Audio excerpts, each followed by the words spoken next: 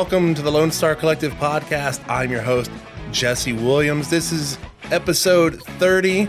I'm joined by co-host Austin Zamhariri. Our guest this week is Tristan Seikel. He is doing Decriminalize Denton. Welcome to the show. Hey, glad to be here. See you guys. Yeah, very excited to have you here. For those who don't know me personally, I grew up in the Denton County area, partially in Denton, partially in Louisville, but I graduated from high school from the very famous Denton Billy Ryan High School, Denton off of McKinney Street. And so, I grew up in my youth traveling down McKinney Street on the bike, down University, up and down the square, Locust, Elm Street, you name it. There's near a side of Denton that I probably haven't been to on foot or by bike. So thank you for being here, Tristan. Yeah, of course. I should probably introduce myself as well. So I'm Tristan Seikel. I'm the executive director of Decriminalize Denton. This is a group that's been around since the last couple of years in 2020.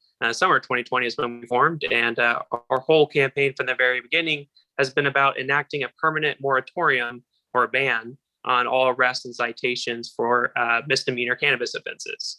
And so, my background and connection to Denton is, I was a student at University of North Texas for approximately 7 years. I did my undergrad for anthropology major, and then I did my graduate thesis in applied anthropology. Fun fact on psychedelic research. So that's actually kind of my entry point into drug policy reform and cannabis activism. Working on a thesis project about psychedelics, I realized that it made sense to start getting involved with activism now, as opposed to waiting for my research findings to get published. And so, kind of that was the beginning of many campaigns that kind of coalesced into Decriminalize Denton now. From my understanding, you've been working remotely, because I've heard it's been quite the task that you've been in and out of state, and you've been doing this project even out of state, almost completely across the country, correct? Oh yeah. Right now I'm based, just outside of Seattle. So I've been that way since this summer. Yeah. So, for the most of the campaign, even though I was in town, it really was a remote capacity because, most of our work, after COVID really started coming in, we realized that most of what we need to do really didn't involve, going out and doing canvases and stuff like that. That wasn't really necessary for the beginning of our campaign because initially we were trying to work with city council to put together, seeing if we could get council to adopt something similar that city of Austin adopted in 2019, basically a resolution calling for restriction in how THC funding, concentration funding is given out so that, we can make sure that the only instances in which that funding is given is if it's like a violent felony or a high profile commercial trafficking case. And, that actually is what set up Ground Game Texas and doing the work that they did. So, but yeah, I guess a long way of saying, yes, it's been a real exciting, fun journey working remotely, but it's quite interesting to see, the kind of influence you can have, all while, being, literally like 1,000 miles away from the place. But, as somebody who has been a Dentonite for 7 years, I definitely feel that, the campaigns I started there and the peers and I started there, we absolutely have to finish. You can't just, even if you have to leave for economic reasons or other reasons, it's still important, I think, to finish things that you start. And that's why absolutely I'm going to keep working on this campaign at the very minimum until we accomplish what we're trying to do in November. But, we're hopeful that will just be the beginning of many future efforts because, we really recognize, our ordinance as just being kind of a baby step and the wider range of things that need to be done on cannabis and on a number of criminal justice issues. Real quick, as a pretext, you mentioned it just now. Can you kind of maybe go into more detail about what happened at City Council, kind of that initiative to do things at City Council, and kind of why we're moving into a ballot initiative? Yeah. So I think it'd be good to first discuss a little bit, I guess, about our history, about Decriminalize Denton and how we Yeah. came about. So, we first, originally we were kind of a campaign started by Students for Sensible Drug Policy. That is an international youth-led organization. And along with a group of peers, started a chapter of this organization at University of North Texas. That was actually about the same time I joined the graduate program at UNT. So about August 2018. And then, we were kind of working on another campaign trying to change campus disciplinary procedures. And we actually got a favorable ruling from the Code of Conduct Board at UNT that following August. So once we kind of got that campaign wrapped up, we pivoted to our next campaign, which was to initially kind of build on earlier efforts by, I think it was Denton Normal. There was a normal chapter in Denton in the middle of the 2010s was trying to do like cite and release at the city level, and they failed and weren't able to do that. However, we decided to carry on that campaign and see what we could do about, doing something further than cite and release in Denton. And so that was, really 2019 when that started in earnest. And that was the same year that I believe the hemp law got passed in Texas, and that legalized certain percentages of THC, right? And that created this kind of whirlwind effect in police departments across Texas that were, suddenly they had to turn in these more expensive THC concentration tests in order to have the DA even prosecute any cannabis case. I know that the Denton County District Attorney, I believe in 2019, said that they would not accept a cannabis possession case or any case unless it had that THC concentration testing with it. Now that concentration testing being more expensive than the previous system that just detected, is there any THC in this at all? And with that hemp law passing, making certain percentages legal, now the burden was on the police having to pay for those more expensive tests. So that started making the situation where we were hearing reports on the ground from people in Denton about folks not getting arrested for minor amounts of cannabis. Instead, police officers just writing up a Class C paraphernalia ticket in lieu of an arrest, because the current law in Texas is any amount of cannabis up to 2 ounces of flower cannabis is going to result in a Class B misdemeanor offense that you can be arrested for that. It comes with jail time. However, in 2019, we were hearing reports. Actually, it was that summer that we were hearing reports from people that people aren't getting arrested for certain low amounts, and so wanting to kind of know more about what was going on with that. And at the same time, seeing if the city council at the time would be willing to kind of, make a decision on this and actually move forward some kind of decriminalization resolution. I actually did a speaker report to city council. And at that speaker report, I basically just, listed out the various reasons why we need to move forward with the more comprehensive decriminalization path.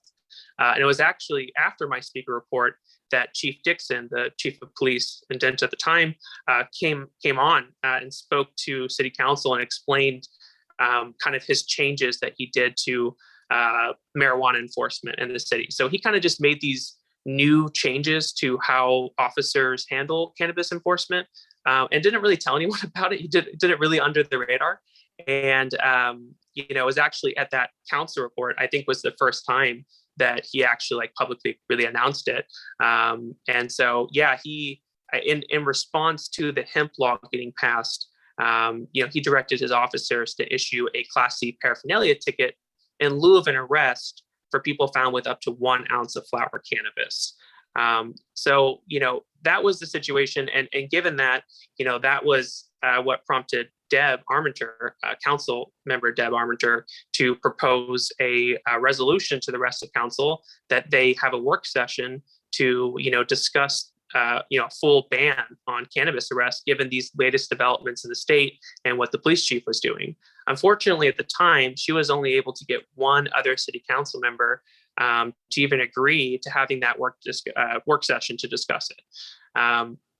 So given that circumstance, it really was an impetus for people in SSDP and other community activists to get together and really band under Decriminalize Denton, formalize it as a campaign really dedicated to this cause. And it was at that time that we kind of put together a letter of change, outlined kind of the changes we wanted to see in Denton. And then we just worked on trying to get as many people as possible to sign that letter of change and to add on more organizational sponsors. And, we did that for a little over a year, that we worked on just kind of building our community development and really kind of, working with city council to see if we could get, possibly a better result there. And so it was actually helped Deb Armenter as their campaign manager for a reelection. She won her reelection. And then that was followed by getting 3 other more left-leaning city council members that following spring. So I think that was like spring 2021. And so those 3 new city council members who kind of came in response to Deb winning her reelection, they generally, like, all 3 of them signed our letter of change and were very supportive of, a council-directed decriminalization effort.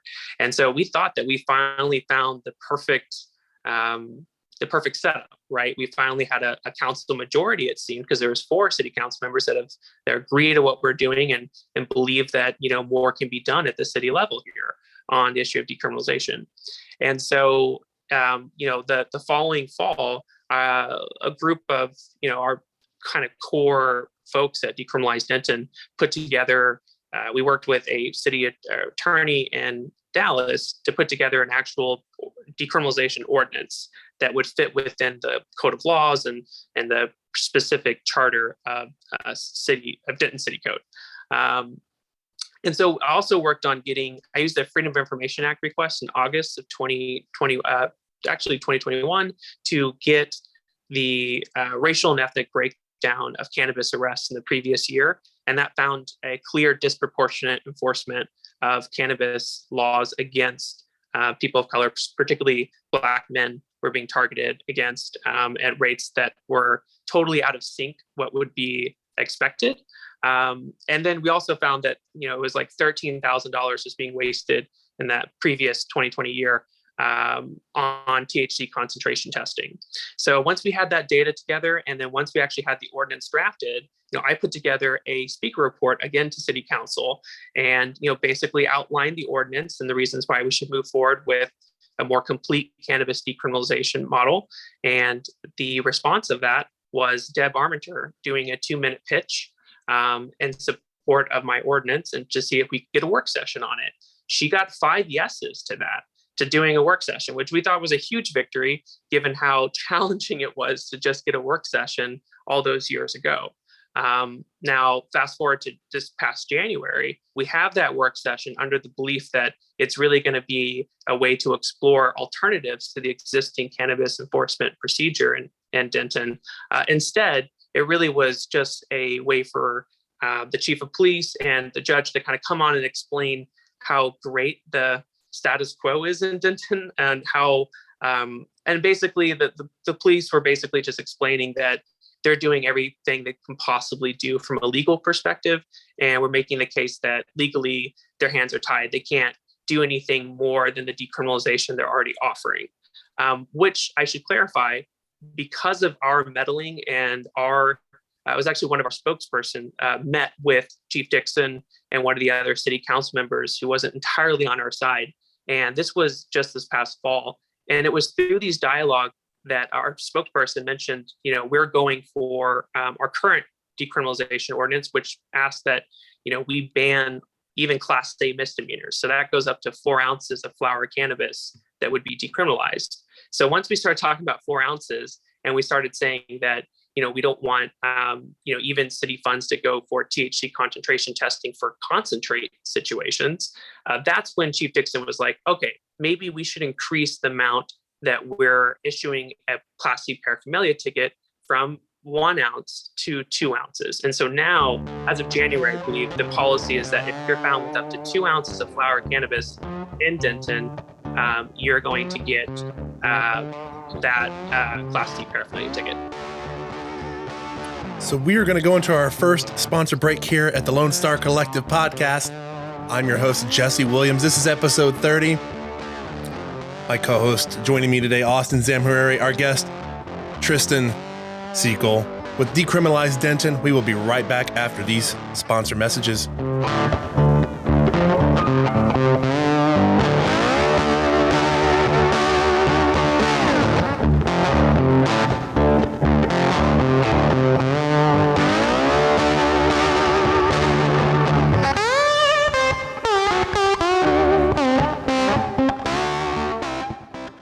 Austinite Cannabis Company is an Austin, Texas, locally owned and family-operated producer and seller of handcrafted cannabis products such as CBD, CBG, CBN, and Delta-8 made from hemp in Austin, Texas. Their selection of products includes beauty products, concentrates, edibles, merch, pet supplies, pre-rolls, tinctures, topicals, and accessories. For more information, visit austinitecannabis.co, or you can visit their storefront location at 2009 East Cesar Chavez Street in Austin, Texas. Oak Cliff Cultivators is a sponsor of Texas Cannabis Collective and Lonestar Collective podcast. Oak Cliff focuses on quality assurance with their hemp products while providing customer service to help you discover cannabinoids to meet your needs. Their product line includes hemp flower, pre-rolls, CBG tinctures, edibles, Delta-8, and merch. For more information on their products' quality or to shop online today, visit oakcliffcultivators.com or contact them at info@oakcliffcultivators.com. Texas Cannabis Collective now has a Patreon account for those looking to make recurring donations to the nonprofit and advance cannabis legalization in the state of Texas. Perks include having your name on the credits of our podcast videos, access to exclusive content online, shout-outs on the recording of the podcast, and the title of being cool like that. Basic perks cost less than 1 cup of Starbucks a month and help to make a change in Texas. Visit patreon.com/TX Cannabis Collective for more information. Welcome back to the Lonestar Collective podcast, distributed on Spotify, iTunes, Google Podcasts, Facebook, and much more, to give Texans information regarding policy, industry, and culture. Here is this week's host, Jesse Williams and Austin Sam Hariri.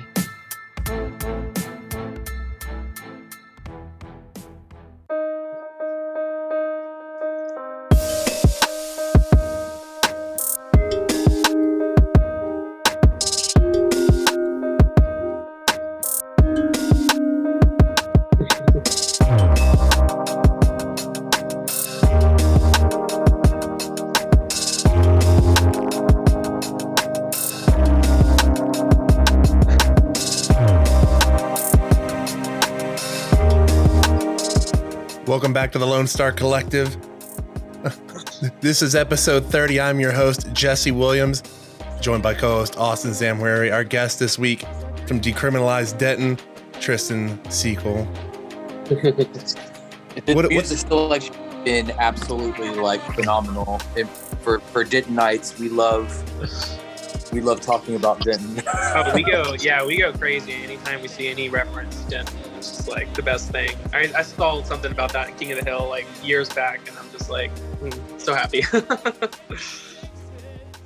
Every intro song this episode is going to be about Denton. Something about Denton in the song. So Yay. We have that this week. And that's kind of what's unique about Denton, Texas, is that if you're not from Denton, if you've never been north of the DFW Metroplex, and for most people, all they know about Denton is that's where I-35W and I-35E connect, and that's where you head north into Oklahoma. But Denton is a very unique place. It's a very artsy town. It's like a mini Fort Worth almost, if you will, and it's got just so many cool little trinkets. History, and those of us who grew up in Denton, we love that place, even though we hate that place, but we love that place. It's very bittersweet. Absolutely. Yeah. I remember going to Denton, moving there years back. I remember I hated the place at first, and it really grew on me. And, when I left, it'll always feel like home. Maybe a second home now, but most definitely home.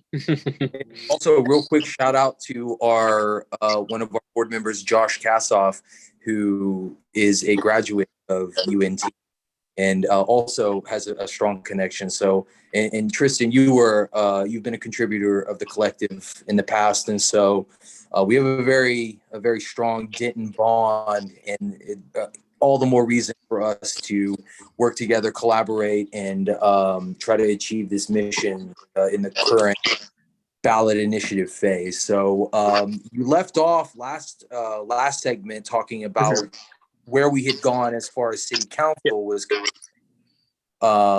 And now maybe we can transition into where we're at now. Yeah. So, pretty much, the last work session that we had was in January. The police chief basically unveils his new policy of issuing a Class C paraphernalia in lieu of an arrest for instances involving cannabis possession up to 2 ounces of flower cannabis. In response to that, and also in response to the fact that Ground Game Texas and a host of campaigns are doing cannabis decriminalization municipal approach across various cities in Texas, we realize the time is now for us to move forward with a ballot initiative. In fact, from day one, we've always known that the easier route of making reform at the municipal level is, of course, just getting council members, a majority on council, to agree with you and then pass forth a sensible resolution or ordinance. Given that we were unable to do that after trying years and trying under a conservative majority council, and then we tried under a more liberal leaning council, and we were still, ultimately unsuccessful in either approach. So we realized that council is not going to be the way to go, because at the end of the day, the council really doesn't want to cause any friction with the police chief or with the state. And so we're going to really try to generate positive friction with state leadership and create some needed pressure on this issue. We realize we have to let voters decide this issue here in Denton. And so, that's when we segued to our plan B, which from the very beginning, our plan B was always the ballot campaign route. And that's always been a backup strategy for us. Again, I kind of used my own experience as a Dentonite and informing a lot of our strategy. When I first moved to Denton, one thing that really caught my attention was the fact that they were working on frack-free Denton. They were trying to do a ballot campaign to actually ban fracking in the city of Denton. And they were successful in getting the signatures needed. And they actually did it at the council level or at the municipal level. Obviously, that change didn't last for long. The state leadership came down really hard on Denton for doing that. However, that always kind of left a big impression to me. And it's something that we always knew, that Denton, as a home rule city, had the capacity to do a municipal level ballot campaign. I know not necessarily all Texan communities have that ability, but Denton does. And historically, Denton has passed, I would argue that even that anti-fracking, while it shouldn't be as controversial as it is still probably a more controversial take than what we were doing. So we really felt that, we have the right, kind of situation to move forward with a, signature gathering petition. And so, that's when it was actually right after that January work session that we got together as a group and we decided that we need to go forth the ballot campaign route. I actually, was in close collaboration with the political director at Ground Game Texas. Previously, we had been working together in 2021 and kind of, discussing strategy and language for the ordinance itself. But, it was actually in 2022 after this work session that we decided that we need to actually partner up.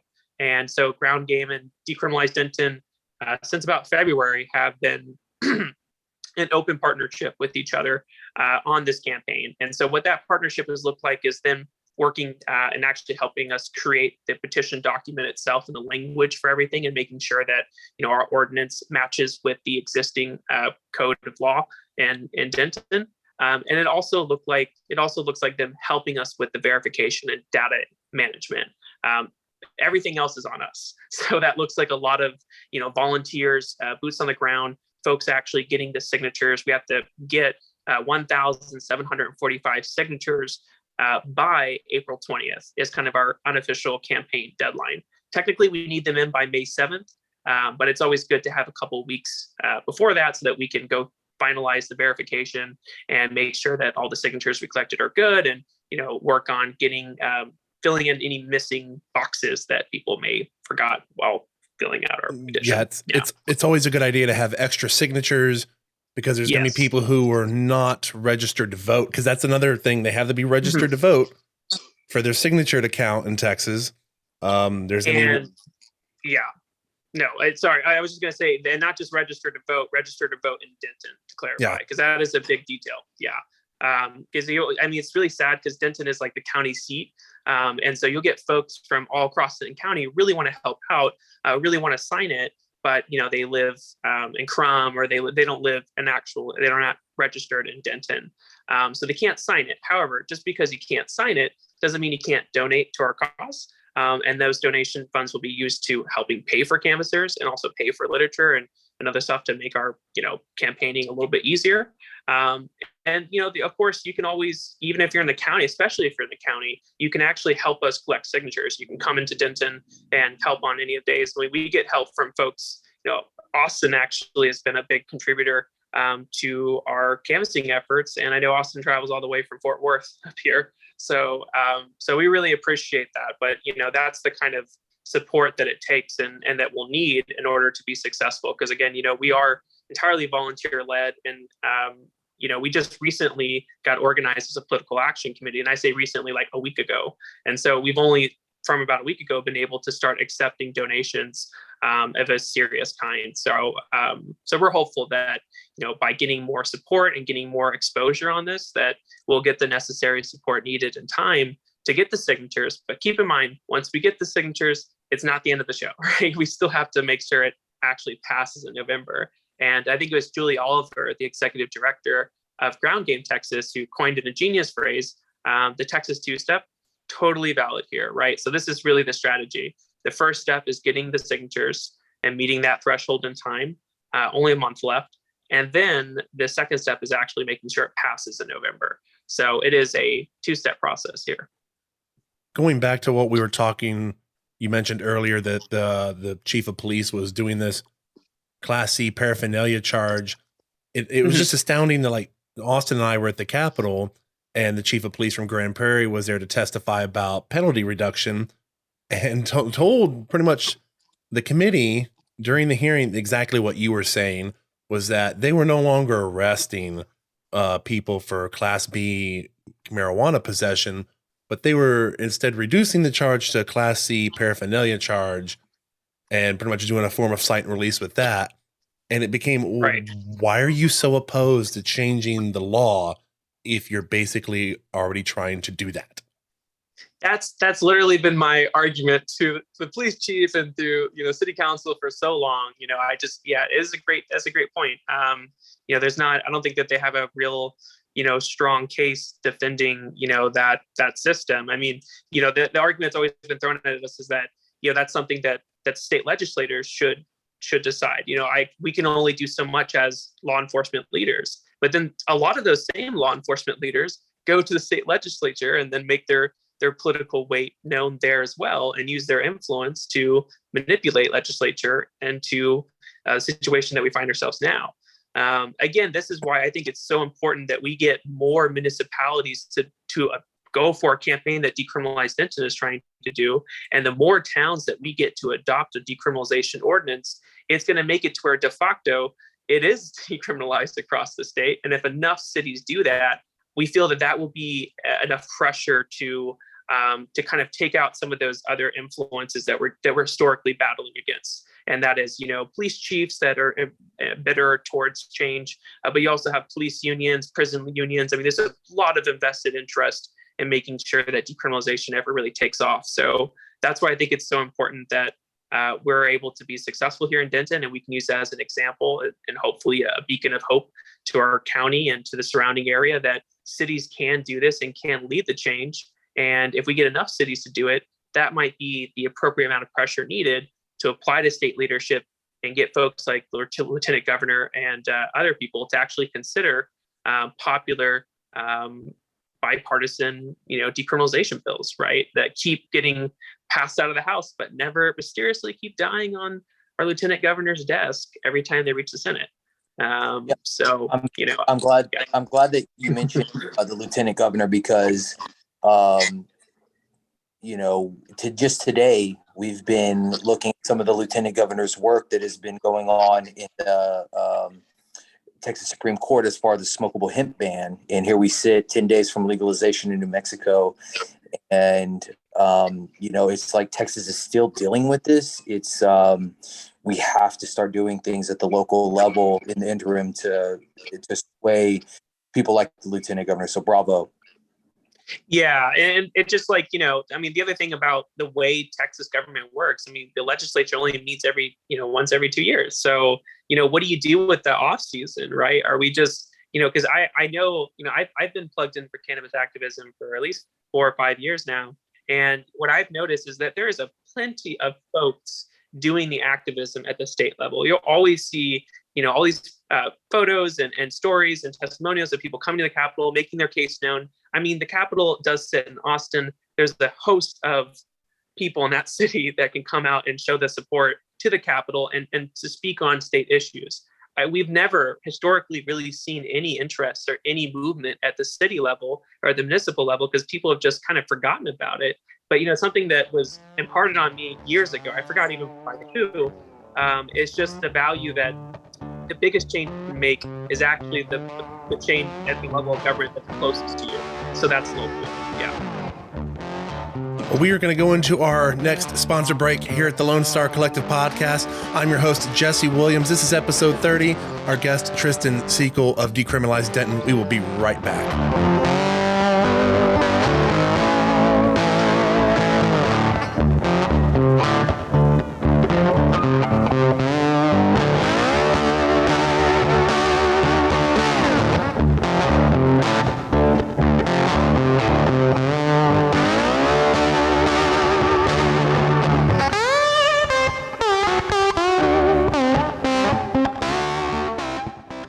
Austinite Cannabis Company is an Austin, Texas, locally owned and family-operated producer and seller of handcrafted cannabis products such as CBD, CBG, CBN, and Delta 8 made from hemp in Austin, Texas. Their selection of products includes beauty products, concentrates, edibles, merch, pet supplies, pre-rolls, tinctures, topicals, and accessories. For more information, visit austinitecannabis.co or you can visit their storefront location at 2009 East Cesar Chavez Street in Austin, Texas.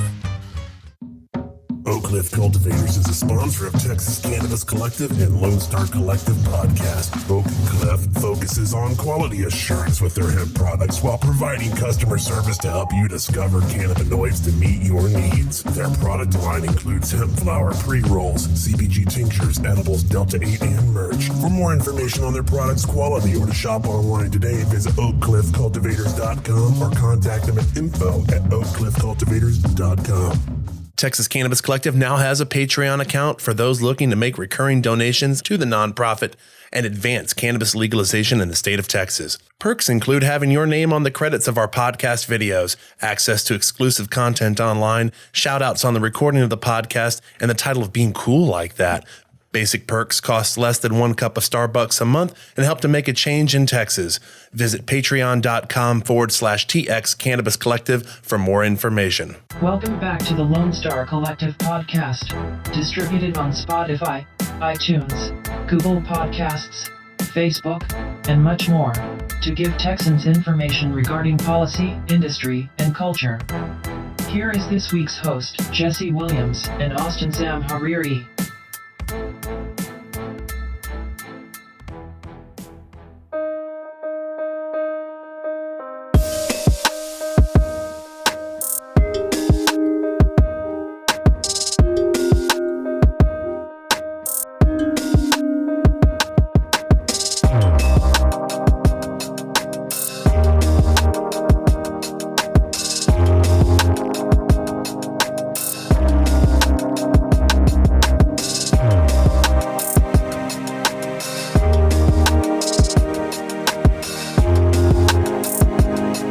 Welcome back to the Lonestar Collective Podcast. I'm your host, Jesse Williams, joined by co-host Austin Sam Hariri. Our guest this week from Decriminalize Denton, Tristan Seikel.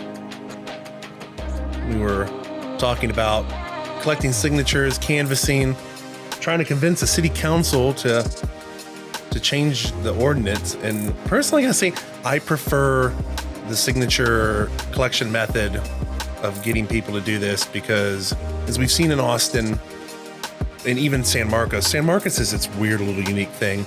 But Austin, they put in a resolution, as we mentioned earlier, and the resolution was kind of like, pretty please don't arrest people. We really don't want to spend money on that. And the police kind of were like, tough. And there were still arrests going on, nowhere near as many, but they were still happening. And then it finally took us having a DA that was like, I'm not going to deal with this. I'm not going to prosecute it, for them to finally realize that it wasn't going to happen. And now we're at the point where we're having to do the ballot signature item on a local level just to really reinforce to the police, like, this isn't something the DA is doing. Stop protesting the DA. The people literally want this, as the last police chief stated. Yeah, this just reminded me of a fun fact that our police chief, or our former Chief Dixon, actually used to be the police chief in Austin. So it's just it's funny how it's all connected. But yeah, no, I mean that kind of situation that you're speaking to. I mean the change that even Austin adopted back in 2019. While it didn't do enough, right? A resolution isn't nearly as binding as an ordinance, and that's one of the problems, right? And then the other issue, I mean, you're definitely right. Like, I think having a reason to go out to the polls is always good, and it's definitely a good, way to drive out youth engagement, maybe engage voters that don't traditionally vote or don't really feel represented in the traditional political process.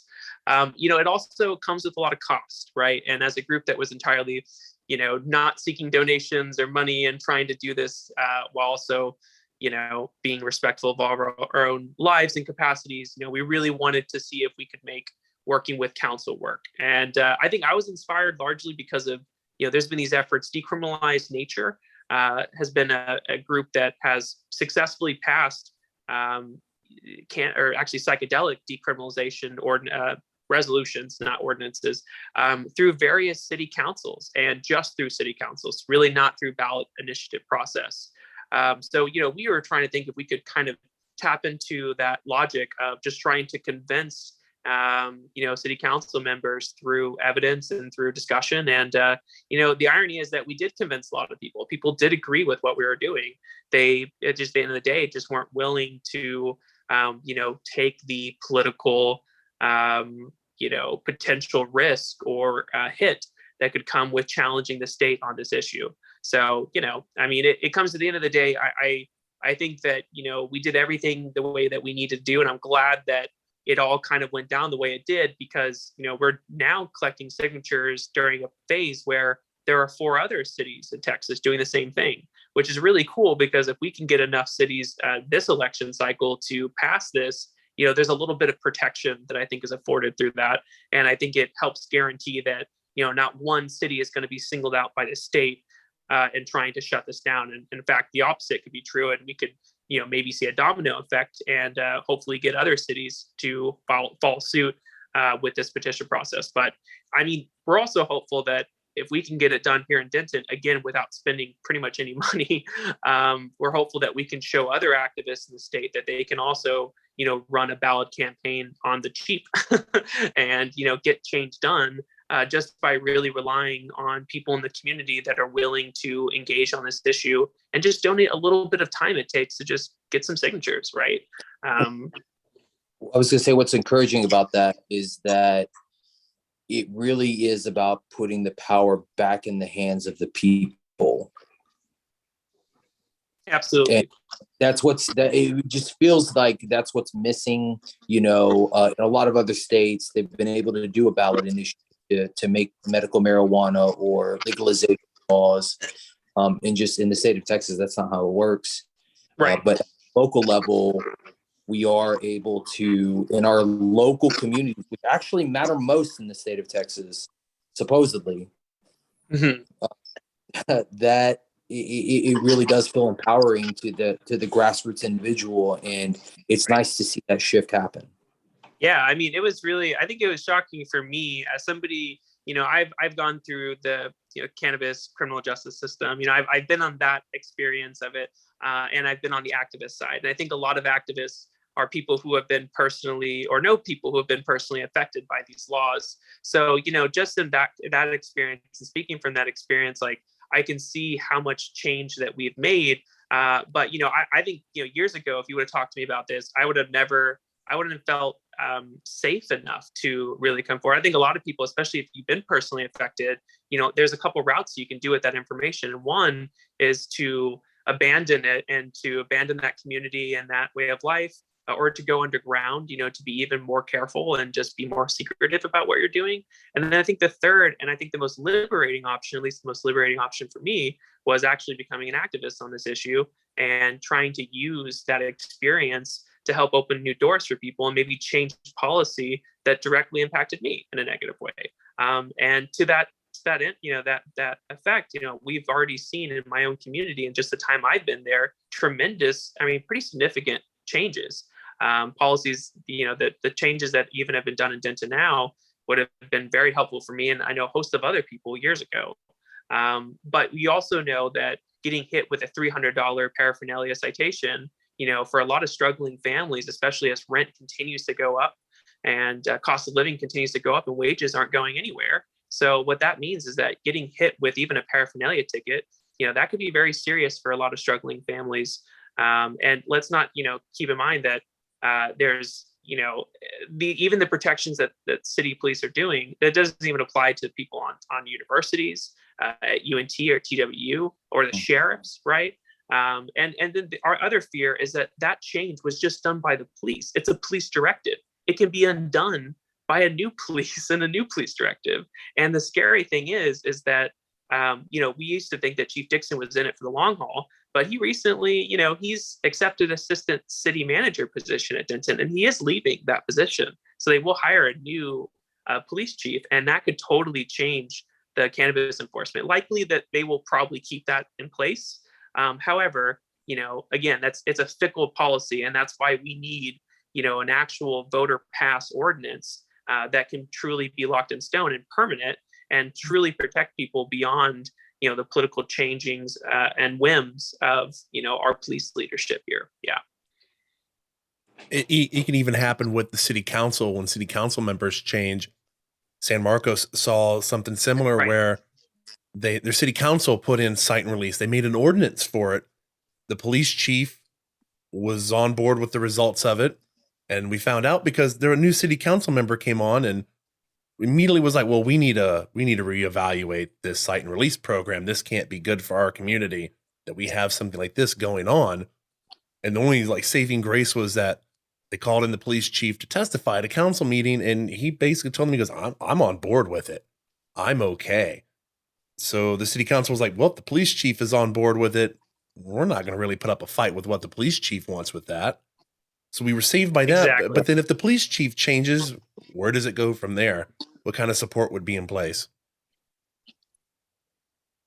And I just believe in a world where our people that can affect policy change are in our local community are actors beyond just the police leadership, right? I think, if the council doesn't feel bold enough to speak about very important policy issues and to actually make sensible decisions on it, then us voters, us regular everyday people, have to be the ones to be the true agent of change for our policy. We can't just, defer to our leaders and expect that they'll, in good time, get it all resolved. Because how many lives are getting upended while we wait, right? While we just indefinitely are patient for state leadership to get its act together, to just be, do enough assessment and do enough evidence review of all the places that are successfully, doing much more than what Texas is doing in terms of cannabis policy. Yeah, the sky is not falling, as we were told for years. And it's kind of disappointing that some people are still trying to use that as an answer, like that the community is going to fall apart. And it's obvious that's not going to happen. And I live in a state where it is legal, it's recreational, all that stuff. But, living here has really kind of taught me, has reminded me the importance of getting cannabis regulation correct the first try. And so, because Washington was one of the first states to legalize it, there's still a host of criminal justice issues that have plagued it that have yet to really have gotten resolved because, it kind of started so early into the game. And so Texas, by, just being so indefinitely outdated on this system, we do kind of have an exciting opportunity to do either cannabis regulation or decriminalization the right way, right? And so that's kind of what's exciting about this, right? That because we haven't seen a above market truly created beyond the limited medical marijuana program that exists here, we really have an opportunity to do this right and make it more of an equity focused shift. And I think that's why decriminalization has been so important to us at Decrim Denton and to a lot of activists in this world, because we really think that decriminalization has to happen either before or in conjunction to legalization in order for legalization to truly be ethical. Otherwise, we just don't want a situation where we're kind of replicating some of the same harms to the drug war, but just under a different system, you know. Well, as we wrap up here, I'll let you talk about something that you may have on your mind you didn't get to get out before, and plug your website and how people can find out more about Decriminalize Denton. Absolutely. So you go to decrimdenton.org, and that will give you just everything, all the information you need to learn how to sign our resolution or our ordinance if you're actually a registered voter in the city of Denton. If you're not a registered voter in the city of Denton and you would like to help, there's also a volunteer link on that website as well. And again, and you can also donate. It's also a great opportunity to donate on that website. Our suggested donation is $4.20.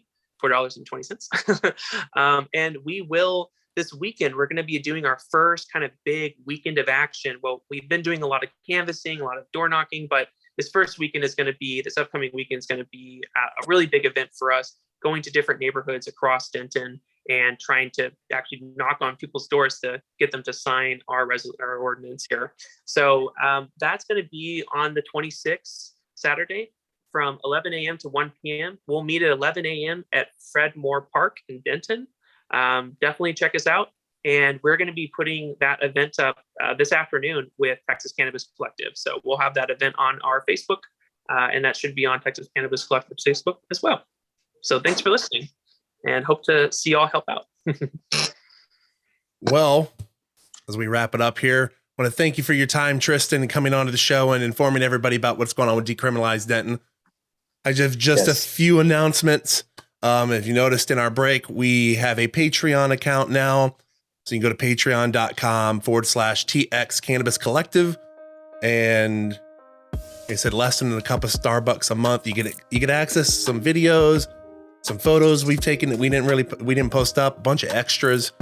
And you're helping with groups like ourselves that go out and help Mr. Seikel to do this type of work.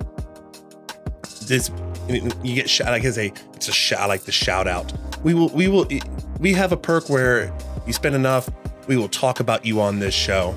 As well, I want to announce that we have our Veterans Wing website up and running for veterans educating Texans. Vet Coalition, you can reach it easily, veterans.educatingtexans.org.